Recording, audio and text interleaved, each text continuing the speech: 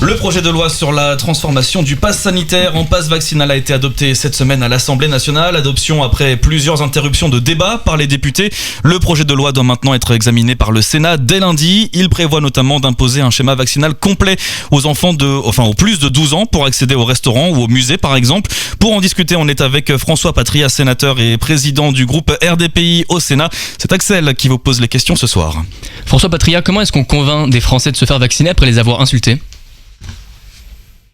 Bon, d'abord, je trouve que le président ne les a pas insultés, parce que le président n'est pas là pour insulter les Français ou pour les mépriser, il est là pour les protéger. Et la meilleure façon d'être entendu, c'est de dire un certain nombre de vérités. Les vérités, c'est d'abord la responsabilité, la citoyenneté que doivent adopter un certain nombre de Français face à une situation qui se dégrade tous les jours. Je vais vous donner un chiffre. Aujourd'hui, je suis en Côte d'Or, dans le département de la Côte d'Or, j'ai eu une réunion ce matin avec mon préfet. Le préfet nous a dit que en réanimation à Dijon, 93% des gens n'étaient pas vaccinés. Parce que dans le même temps, on a dû déprogrammer des gens qui devaient être opérés de cancer, du cœur, d'AVC. Il y a eu des accidents de la route qu'on a dû envoyer sur l'hôpital de Mâcon. C'est vous dire si aujourd'hui ceux qui réclament... François Patria, lorsque le président dit qu'il a envie d'emmerder une catégorie des Français, c'est quand même les insulter. On peut pas dire quand même le contraire. On peut après discuter de la légitimité, mais on peut pas dire qu'il ne les insulte pas. Non, je considère que ce n'est pas une insulte. Il dit aujourd'hui, les Français qui ne veulent pas considérer qu'ils ont un certain nombre de devoirs avant d'avoir des droits, eh ben je vais les emmerder. Et il a raison de le dire, c'est pas une insulte. Je vais les emmerder, je vais faire en sorte qu'ils arrivent à comprendre puisqu'ils ne veulent pas comprendre. Alors, François Patria, le porte-parole du gouvernement, Gabriel Attal, a surenchéri en conférence de presse. Il disait, voilà, soyons honnêtes, qui emmerde qui ? Il affirme que les non-vaccinés gâchent la vie des Français depuis 2 ans. Sauf que François Patria, il y a 2 ans, il n'y avait même pas encore de vaccin. Le gouvernement compte vraiment accuser les non-vaccinés de tous les couacs et de tous les problèmes du gouvernement dans la gestion de l'épidémie ? Je n'ai pas compris tout à fait votre question, parce que vous parlez trop vite, mais ce que Gabriel Attal a dit, c'est que ce que je répète ici. Aujourd'hui, est-ce que c'est insulter les Français que de leur dire « je vais vous emmerder pour que vous vacciniez » ou bien c'est beaucoup plus grave, parce que c'est en termes plus polis, de dire « je ne suis pas vacciné, mais j'en ai rien à foutre. J'en ai rien à foutre que des gens aillent en réanimation, qu'on déprogramme des opérations, et des gens qui ne puissent pas être soignés aujourd'hui, qu'on repousse aujourd'hui des interventions. Est-ce que c'est plus grossier ? Ben moi, je pense que la grossièreté... Donc l'objectif, François Patria, aujourd'hui, c'est plus de convaincre, c'est de contraindre. Alors pourquoi est-ce que le gouvernement ne met pas la vaccination obligatoire, tout simplement ? Alors, je veux dire, parce que tout simplement, ceux qui l'ont fait n'ont pas pu la réaliser. Parce que la vaccination obligatoire, ça n'existe pas. Vous pouvez obliger des gens qui sont salariés... Ben, c'est faux, François Patria. Il y a un certain nombre de vaccins qui sont obligatoires, par exemple, pour pouvoir mettre son enfant à l'école. Mais ceux-là, on les contrôle. Parce que les enfants, quand ils vont à l'école, on les contrôle. Aujourd'hui, comment vous allez vacciner quelqu'un pourquoi est-ce qu'on ne peut pas contrôler le reste des Français, alors ? Non, mais parce qu'il y a des gens qui ne vont pas au travail tous les jours, il y a des gens qui restent chez eux, il y a des gens qui sont isolés, il y a des gens qui ne pointent nulle part, et que vous allez, comment vous allez les chercher chez eux, des gens qui ne sortent pas, des gens qui sortent peu, ou qui sortent pas pour aller à un travail ou quelque chose où ils sont contrôlés, comment vous allez faire ? Et puis en plus, vous allez aller chercher les gens, avec 2 gendarmes, vous allez les ramener, vous allez les vacciner. C'est ridicule, vous savez très bien qu'on ne peut pas le faire. Et les pays où l'obligation vaccinale est instaurée sont moins vaccinés que nous. François Patria, aujourd'hui, Emmanuel Macron pense vraiment se dédonner de toute responsabilité dans cette crise, sachant qu'en mettant en pause notamment la vaccination avec le vaccin AstraZeneca, c'était en 2021, Emmanuel Macron a lui-même contribué à la défiance des Français envers les vaccins. Est-ce que vous comprenez que le gouvernement a peut-être une responsabilité dans la peur qu'ont certains Français des vaccins ? Non, moi, je ne comprends pas cette peur. Vous savez, moi, j'étais l'année dernière, lorsque c'était à Dijon, j'étais j'étais la première personne vaccinée en France, les 3 premières personnes ont été vaccinées à Dijon, à Champmaillot. Et ce jour-là, moi, j'étais volontaire pour être vacciné en disant, je suis un peu formation scientifique, j'ai dit, moi, je pense qu'il faut se vacciner. 53% des Français ne voulaient pas se vacciner. Il n'a pas échoué, le président n'a pas créé de défiance, puisqu'aujourd'hui, 91% de la population éligible est vaccinée. Nous sommes le premier ou le 2e taux de vaccination de l'Europe, donc il n'a pas échoué. Il y a eu vis-à-vis d'AstraZeneca des réticences parce qu'il y a eu des difficultés, parce qu'il y avait un approvisionnement, j'entends bien, il a existé, mais dans le même temps, la France a disposé de vaccins beaucoup plus vite que certains le disaient. On a atteint un temps de vaccination que bien personne. Je me souviens d'avoir débattu à la télévision avec un éminent ancien ministre qui disait il faudra 25 ans au rythme où va la France. Regardez où on en est aujourd'hui. si 91... François Patria, Gilles Pialou, le chef du service des maladies infectieuses et tropicales de l'hôpital Tenon à Paris, a réagi à ces propos sur BFM TV hier. Il expliquait « Ce qui nous emmerde à l'hôpital, c'est qu'on a commencé cette crise avec 5000 lits de réanimation et qu'on est toujours à 5000 lits de réanimation. Pourquoi, maintenant qu'on est à la 5e vague, le gouvernement semble toujours ne pas avoir tiré les leçons de cette crise ?» Écoutez, ce que je veux dire, c'est que jamais on a trié les malades. Jamais on a trié les malades. Vous entendez bien ? Jamais. Et qu'aujourd'hui, nous sommes à 3500. C'est pas ma question d'avoir trié ou non. Pourquoi est-ce qu'on a commencé avec 5000 lits et on est toujours à 5000 lits bientôt 2 ans après le début de cette crise ? On est un peu plus tard, puisque pour faire des lits de réanimation, il ne faut pas 3 mois, 4 mois. Il faut 2 ans, 3 ans. Il faut former le personnel qui est. On ne peut pas créer des lits comme ça en 6 mois. Mais on est d'accord, François Patria, qu'on peut pas juste mettre des lits, mais là, avec le nombre de soignants qu'on a, même là, le nombre de lits est insuffisant. Même là, le nombre de moyens, c'est ce qu'ils disent, est insuffisant. Non, je considère, moi j'étais tout à l'heure avec le président de la CME de la région où j'habite, qui me dit il y a assez de lits, il y a même assez de professeurs, ils sont mal répartis. Et de surcroît, le problème aujourd'hui n'est pas de savoir s'il y a assez de lits ou pas assez de lits. Le problème aujourd'hui, c'est que veut le président, c'est qu'il y ait moins de malades et moins de personnes qui a leur animation. Quand vous savez... Mais écoutez François Patria, même si on a le même nombre de malades, avec plus de lits, on pourrait quand même gérer mieux cette crise. On aurait moins de problèmes, moins de restrictions sur le reste des Français. Bon, pas du tout. Donc, vous, la solution, c'est laissons les gens être malades, laissons les gens les réanimations, et pour ce faire, faisons des lits supplémentaires. Moi, j'ai dit l'inverse. C'est pas ce que nous disons, c'est ce que les soignants qui sont eux sur le terrain disent. Non, c'est pas vrai. C'est ce que j'entends la majorité des médecins qui s'expriment aujourd'hui. Ils disent que le président a eu raison parce qu'il a dit la vaccination. Alors François Patria, comment est-ce que vous expliquez qu'aujourd'hui dans l'hôpital public on a un problème de burn-out massif et de démission des soignants ? Ils disent ne plus avoir les moyens, ne plus être capable de soigner correctement. On a une enquête qui est parue dans le Figaro au mois de décembre qui montrait plus de 1200 démissions rien qu'au mois d'octobre et ça continue encore et encore. Écoutez, il y a des émissions cessantes qui sont pour des tas de raisons aujourd'hui. Ce que je peux vous dire, c'est que on peut dramatiser, comme vous le faites, la situation de l'hôpital. Moi, ce que je pense, c'est que la semaine prochaine sera effectivement très difficile. Parce que la semaine prochaine, il va y avoir un risque avec le Omicron, qui est beaucoup plus de personnes hospitalisées et j'espère moins de personnes en réanimation. Mais vous verrez que ce jour-là, la semaine prochaine, dans 15 jours, les entreprises vont être en difficulté. Pas les hôpitaux, les entreprises. Les écoles vont être en difficulté, pas les hôpitaux. Le milieu hospitalier va être en difficulté. Et qu'est-ce que diront ce jour-là les Français ? Mais il a eu raison, le président, de dire ce qu'il a dit, parce qu'il a prévenu les Français qu'il fallait se faire vacciner. Et quand vous voyez que dans notre pays, il y a encore des gens qui, au nom de tous les bons principes, parce que plutôt que de parler de manque de lits en réanimation, moi je parle de moins de malades à aller en réanimation. Alors on peut... Et donc, François Patria, selon vous, ce sont deux visions qui sont opposées. On ne peut pas inciter à la vaccination et améliorer l'état et les moyens de l'hôpital public. Écoutez, s'il y a un président qui a amélioré les moyens de l'hôpital public, j'ai connu 5 présidents de la République. J'ai le privilège, je regrette, d'avoir connu plusieurs présidents de la République. Et personnellement, je ne connais pas un président de la République qui ait fait autant pour l'hôpital que le président Macron. Aucun. Quand on a fait le Ségur de la santé, et on a bien vu, j'ai vu Castex venir à Dijon il y a 3 mois dire, voilà, je vais mettre 30 millions, 40 millions à l'hôpital de Dijon pour telle chose. Je vais dans les EHPAD le faire à côté. Donc il n'y a pas un gouvernement qui ait fait autant pour le personnel soignant, pour augmenter les salaires des personnels soignants, qui ait fait autant avec le Ségur de la santé. Aucun président reproché aujourd'hui. Alors oui, il y a eu une augmentation de 200 euros pour les salaires des soignants. Alors c'est toujours en dessous de la moyenne européenne et près de 2 fois moins qu'en Belgique notamment, faut le souligner. Aujourd'hui, pour parler un peu de l'élection présidentielle, François Patria, elle est dans moins de 3 mois. J'imagine qu'Emmanuel Macron est donc votre candidat. Est-ce que vous croyez l'éventualité qu'il ne se représente pas ? Non. Je pense que le président, je l'ai vu hier, il n'a pas dit qu'il allait se présenter. Il a dit comment tu sens les choses. Je l'ai croisé hier à Paris dans la mairie du 5e. Et moi, je pense que quand on est président de la République, on aspire à se représenter parce qu'on pense qu'il faut poursuivre la transformation de ce pays, ce qu'il a fait depuis 5 ans. Eh bien, il faut le faire dans les conditions les plus optimales. Et quand on est président, qu'on est en charge de la dramatique série sanitaire que nous connaissons aujourd'hui, des difficultés que connaît la France, le commerce extérieur et autres, il y a des mesures économiques à prendre, il y a des mesures sanitaires à prendre, il y a des mesures sociales à prendre, eh bien, on ne se déclare pas candidat alors qu'on a encore en exercice. Et je souhaite qu'il le fasse. J'espère qu'il le fera d'ailleurs le plus tard possible. Je souhaite qu'il le fasse vers la fin février.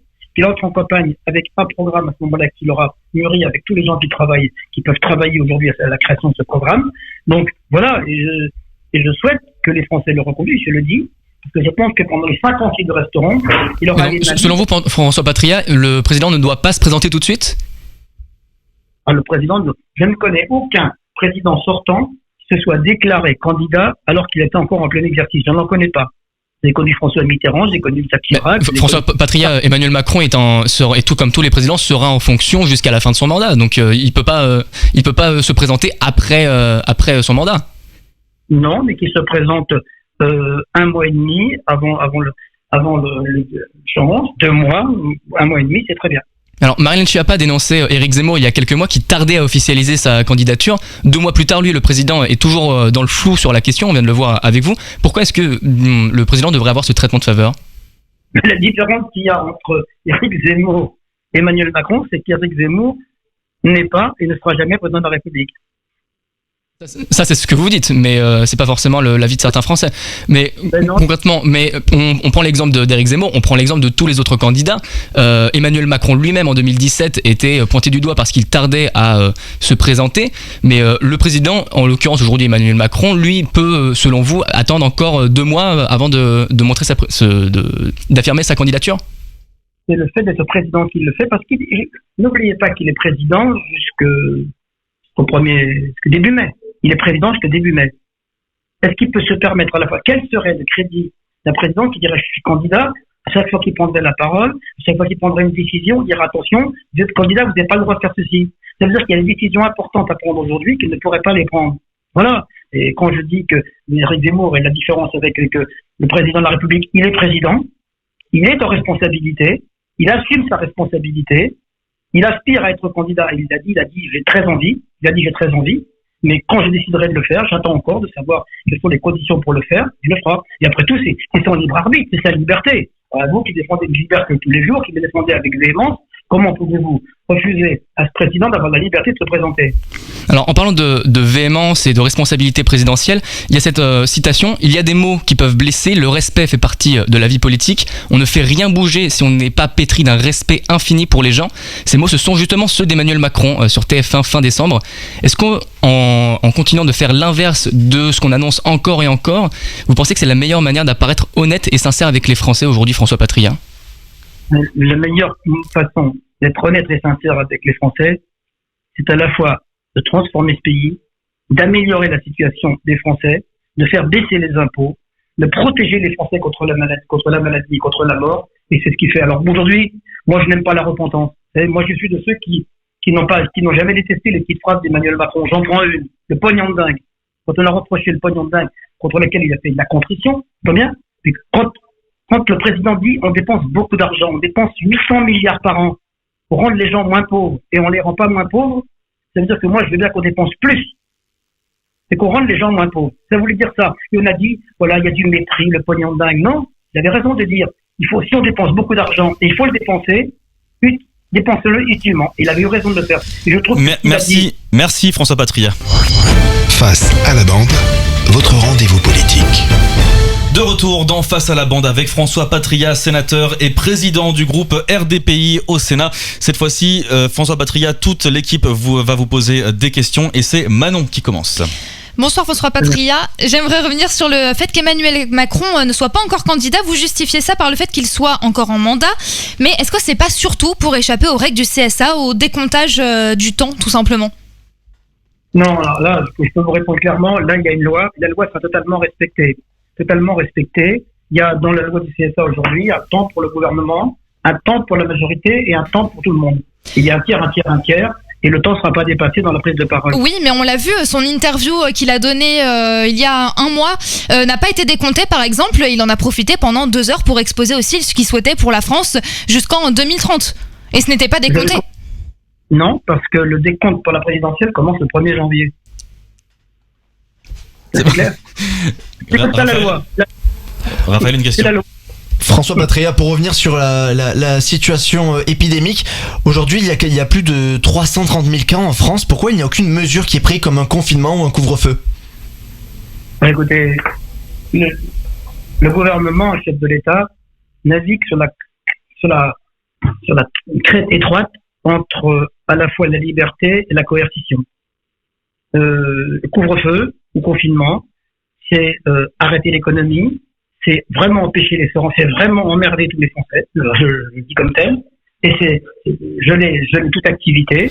Vous dites d'arrêter l'économie, mais aujourd'hui, il y a 1/10 de la population qui est à l'arrêt, qui est soit cas contact, soit positive à la Covid. Donc, est-ce qu'un confinement, ça reviendrait pas quasiment à la même chose? Pas du tout, parce qu'aujourd'hui, regardez, non. Parce que moi, je vais au Sénat toute la semaine, je travaille, mes amis travaillent, ma famille travaille, mes enfants travaillent, ils vont travailler tous les jours.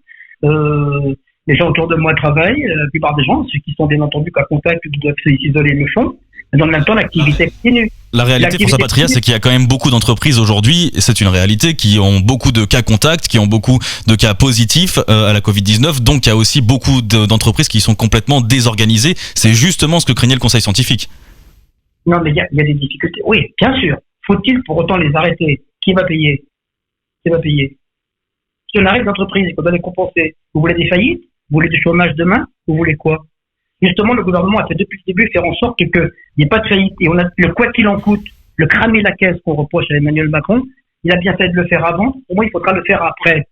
Avec les chômeurs, avec les entreprises, avec les faillites, avec les difficultés. Est-ce que la campagne électorale rentre pas en jeu aussi? Non, alors, vous savez, là, je pense que c'est dans la République a suffisamment de hauteur et de grandeur de vue sur la fonction qu'il occupe pour ne pas considérer que la campagne électorale doit interférer. La campagne électorale, elle est là. On a mené une campagne électorale, on a mené des difficiles. J'ai vu les municipales, j'ai vu les cantonales, j'ai vu les régionales. Moi, j'étais candidat au sénatorial. En même temps, c'est pas évident en même temps, mais ça a été mené. Et le fait de pouvoir poursuivre l'activité du pays, que les enfants puissent aller à l'école, ce que n'ont pas fait d'autres pays aujourd'hui, et que la plupart des entreprises tournent, il y a des difficultés. Et vous savez, alors que les enfants puissent aller à l'école, il y a quand même plus de 10 000 classes qui sont fermées aujourd'hui, nombre qui n'a jamais été atteint depuis le début de la pandémie. Oui, mais vous avez vu, regardez l'Italie, regardez autour, les gens qui ont fermé les écoles, les difficultés, les troubles que ça entraîne chez les enfants. Et je vous rappelle quand même qu'aujourd'hui, il y en a plus de 10 000, c'est 8%. C'est 8% aujourd'hui. 8%. 92% fonctionnent. Axel.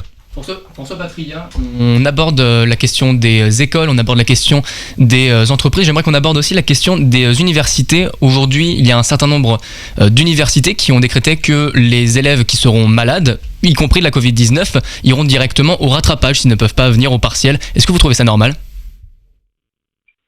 Écoutez, la journée, je m'en suis entretenu avec la ministre des universités. On fait en sorte que les examens en présentiel aient lieu le plus possible. Les mesures sont prises pour que les étudiants puissent au maximum être à la fois encore en présentiel et participer aux examens. Quelles mesures en l'occurrence? Je ne sais pas quelle est l'alternative que vous proposez.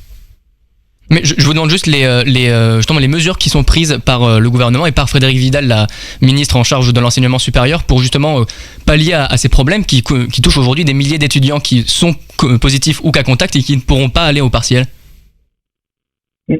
Vous proposez quelle solution alternative? Non, Monsieur Patria, c'est à vous qu'on pose les questions, puisque c'est vous l'homme politique, nous sommes journalistes, donc nous posons les questions. Non, vous avez fait la question et la réponse. On vous demande juste les mesures, vous avez abordé les mesures qui sont prises, mais je vous demande lesquelles justement. Aujourd'hui, le gouvernement a fait en sorte que tous les examens puissent se passer en présentiel. Les gens qui sont malades ou qui sont vraiment retenus, et puis tout le monde ne sera pas malade en même temps, et puis il y en a quand même beaucoup qui ont passé, et on va parler d'une minorité de gens qui seraient malades pendant les examens. Je pense, je ne sais pas, là j'ai pas la réponse. Je l'ai pas comme ça, vous m'interrogez. Mais François Patria, il n'y a pas que les personnes qui sont malades, il y a des personnes qui sont cas contact, foyer par exemple, donc qui ont beaucoup de risques d'avoir la Covid-19 et qui vont quand même se rendre aux examens et prendre le risque de contaminer tout le monde. Alors j'ai compris que pour ce qui était des cas contacts, on allait prendre des mesures beaucoup plus libérées et qu'on allait pouvoir laisser circuler les gens qui sont cas contacts. Mais je n'ai pas j'ai pas la réponse exacte, donc je ne vais pas vous dire une connerie. Benjamin Poulain. François Patria, je vous trouve extrêmement véhément envers les non-vaccinés, vous les insultez quasiment. Est-ce que vous pensez vraiment que c'est le meilleur moyen de vous les mettre dans la poche? Écoutez, j'ai essayé de convaincre des gens autour de moi depuis des semaines et des semaines, de leur faire comprendre qu'à l'heure actuelle, on a beau mettre des masques, on a beau faire des tests, on a le pays qui teste le plus au monde, le deuxième, etc. Malgré cela, je vous ai redonné le chiffre. Comment vous pouvez comprendre aujourd'hui? Et là, je m'adresse à la fois aux hommes et aux contribuables. Donc en fait, vous les insultez. Vous insultez pour leur faire comprendre. Moi, je dis aux gens, si vous n'êtes pas capable de comprendre... Mais vous répondez pas à ma question. Non, mais laissez-moi finir. Bon, j'arrête. Bon, Je dis des choses. Aujourd'hui, à l'hôpital de Dijon, au CHU de Dijon, 93% des gens qui sont en réanimation sont des non-vaccinés. 93%. Donc vous les insultez. Non mais je leur dis, je dis aux gens, vous ne vous vaccinez pas, donc aujourd'hui vous bloquez les hôpitaux, vous déprogrammez Donc, François Patria, s'il vous plaît, répondez à ma question. Est-ce que la seule solution de vous les mettre dans la poche, est-ce que c'est de les insulter comme vous faites? Est-ce que de mettre les gens devant leur réalité en leur disant, c'est beaucoup plus grave. Donc pour vous, la solution, c'est donc de les insulter. Je crois qu'on a bien compris. Merci. Non, laissez-moi me répondre. Je dis, c'est beaucoup plus grave de laisser des gens pas soignés aujourd'hui que de perdre des libertés. Et je ne peux pas comprendre que vous ayez un raisonnement inverse. Si vous prenez la défense des non-vaccinés aujourd'hui, c'est votre droit. Le Front National le fait, Monsieur Zemmour le fait, et les filles le fait. Bon, ils ont raison, ils cherchent des voix chez les gens non vaccinés. Moi, je cherche pas de voix. Moi, je cherche simplement, avec le gouvernement, à protéger les gens et à les inciter à se faire vacciner. S'ils veulent pas le comprendre autrement, s'ils ne comprennent pas qu'en se faisant pas vacciner, eh bien, ils prennent un risque pour eux-mêmes, pour le pays, pour la santé, pour les malades et pour l'économie. Ils le disent, moi. C'est pas les insulter que de leur dire. Axel. François Patria, est-ce que finalement ces déclarations du président de la République, c'est pas aussi un choix stratégique et politique, puisque il y a peut-être une réalisation de la part du président qu'il ne convaincra pas pour les urnes, pour l'élection qui arrive, les personnes qui ne sont pas vaccinées. Est-ce qu'il n'essaie pas plutôt de se mettre dans la poche l'extrême opposé, ceux qui sont vraiment furieusement favorables à la vaccination, pour essayer de gagner les voix de ce côté-là? Vous savez, quand le président a répondu cela à la presse, il y avait en face de lui deux personnes. Une personne qui sortait de l'hôpital et une qui sortait d'une EHPAD. Ils sont arrivés à rater. Et qui lui ont dit, Monsieur le Président, on n'en peut plus d'avoir dans nos établissements des gens pas vaccinés. On n'en peut plus. Donc, c'est pas de calcul électoral. Il dit, oui, madame, vous avez raison. On n'en peut plus. Que le fait aujourd'hui que des gens payent des impôts, que des gens payent pour ces gens qui sont malades, etc., le fassent parce qu'il y a une solidarité française contre laquelle on ne reviendra pas, mais que ces gens-là, on est assez. Vous pouvez le comprendre. Raphaël. François Patria, le projet de loi sur le pass vaccinal est à l'étude actuellement, mais il ne s'appliquera pas aux meetings politiques. Est-ce que c'est normal? Alors là, là, vous connaissez la réponse comme moi. D'abord, le pass vaccinal va venir au Sénat la semaine prochaine, et bien entendu, j'y serai lundi, mardi, mercredi, et je voterai le pass vaccinal dès demain, comme je me suis fait vacciner parmi les premiers, et comme j'essaie de convaincre encore les gens qui ne veulent pas, et que je fais aller vers. Alors, pour les meetings politiques, vous savez très bien que ça dépend pas du gouvernement. Ça dépend pas du chef de l'État. Ça dépend du Conseil constitutionnel. Mais sauf que le gouvernement peut rendre le pass vaccinal obligatoire dans ces endroits. Et le constitutionnel considère, il y a un article dans la Constitution qui prévoit que pour les activités politiques, il peut y avoir aucune entrave. Donc il faudrait changer la Constitution. Voilà, ok. D'ailleurs, vous avez quand même vu la réponse. Je pense que le mouvement auquel j'appartiens, qui est le mouvement du président, et d'autres partis ont dit qu'ils respecteraient les consignes, qu'ils respecteraient les zones et qu'ils ne dépasseraient pas. J'ai entendu que M. Zemmour voulait le faire. C'est son libre choix, il le fait à service de dépérer. François Patria, le gouvernement voulait faire adopter donc le pass vaccinal, le projet de loi sur le pass vaccinal d'ici le 15 janvier, ce qui semble un peu plus compliqué maintenant vu que à l'Assemblée nationale ça a pris un peu plus de temps que prévu. Le Sénat a refusé de remonter son calendrier pour l'étude du pass vaccinal. Est-ce que c'est de la faute des députés finalement LREM qui ne se sont pas assez mobilisés à l'Assemblée nationale? D'abord, attendez, le vote à l'Assemblée nationale est intervenu, il a été terminé mercredi matin. Si le Sénat avait voulu, jeudi matin, pardon, si le Sénat avait voulu, nous aurions très bien pu prendre le texte de loi en commission avec l'audition de M. Véran hier après-midi, l'étudier en commission ce matin et commencer la séance publique ce soir. Ça veut dire que c'est un geste politique du coup du Sénat? Ça veut dire que le Sénat, j'étais à la conférence des présidents, M. Retailleau, le président du groupe des Républicains, a dit non, prenons le temps, il faut de la sérénité, il faut que le débat redescende, etc. Et quoi qu'il arrive, nous allons prendre ce texte lundi en commission, audition de M. Véran, nous le traiterons mardi, mercredi. Je pense que les Républicains seront beaucoup plus sages au Sénat qu'à l'Assemblée parce qu'ils ont compris le désordre qu'ils ont créé autour de Mme Pécresse en se divisant et en faisant durer le débat parce qu'elle est pour le pass vaccinal. La réalité, François Patria, c'est que aussi les députés LREM ne se sont pas assez mobilisés en grand nombre pour faire continuer les débats pendant les nuits. Attendez, vous avez vu les conditions dans lesquelles ça s'est passé, je n'excuse personne. Les députés LREM étaient très largement majoritaires aux séances toute la journée de lundi. Ils étaient même en soirée. Mais après, on leur a dit qu'ils allaient